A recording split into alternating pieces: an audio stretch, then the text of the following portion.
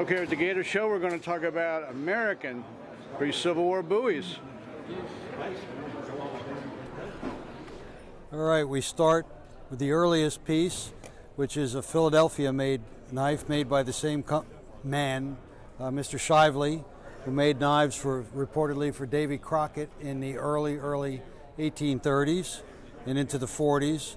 Very typical of the early Philadelphia shape, but a very small knife, side knife used by the real soldiers and real people that were using knives. Number 2 is made by Christopher Roby in Massachusetts. A limited number of these were made. They made swords and implements, but they made a few Bowie knives that were probably used by Massachusetts militiamen and soldiers. Very well known for the eagle's pommel, distinctive type. Very few of them were marked. Some were etched as well. Then we will go to the famous Ames Rifleman's knife, which is a U.S. military issue of 1849. They made 1,000 of them.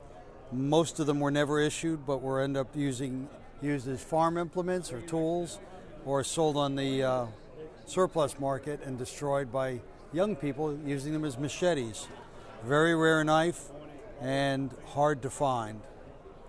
Finally, we have a blacksmith-made knife by Silas Walker of Bennington, Vermont, reportedly made for the Bennington Rifles early in the Civil War.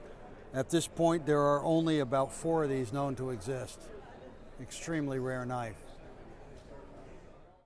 And I think a lot of people would like to ask, people being people, is what is the value of these? Value is anywhere from $2,500 to $10,000 and up, depending on what they are. Okay. And what's your favorite? What do you like to collect? There is no favorite. Each one has its own story. Okay. What's the difference between the American and the English? It's a good question. English knives were highly mass-produced for the American market and got lesser of quality as time went on. American knives tend to be utilitarian, meant to be used, and the American worker had worked hard for his money, so the American knives were much sturdier, less embellishments, less fancy, but very utilitarian.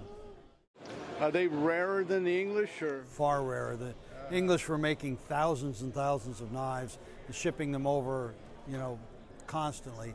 American knives were basically handmade and regionally done, many in Massachusetts and Connecticut, some in Philadelphia, and others elsewhere, but much lower production and much lower survival rate. So I've got a burning question, I guess. I want to take the opportunity to ask a guy like you. What do you think the original sort of Bowie knife looked like? Because there's many theories. Do you think it was the clip point and about 18 inches or 2 foot long or something? That's a really interesting question, and it's been tackled by several scholars. We'll never know what the first Bowie knife was. The term came into use long after the knives existed. And in fact, we go to this knife, the advertising in 1834 that Shively used after he presented one of his knives to Davy Crockett, it was referred to as a Crockett's knife, not a Bowie knife. Later on, Bowie was more famous for becoming dead at the Alamo, although Davy Crockett was part of that. Bowie, we got to reverse that. Davy Crockett died at the Alamo, but Jim Bowie became famous and had really good publicity, so his name stuck to it. The first knife was probably a big butcher knife of the era. Right. So a lot of these were sort of intended to be fighting knives, battle knives, right? Conjecture. Many of the knives were meant to be fighting knives, but most of a soldier's life was sitting around eating, or sitting at the camp digging pits, or throwing things, or carving. So most of the knives carried by the soldiers, in my opinion, were these small side knives. The big knives that we have all over the big auctions, tend to be fancy, much too heavy to carry in the field, great presentation items, but not really used. Terrific. Well, that's been a pleasure. Thank you very much. Thank you.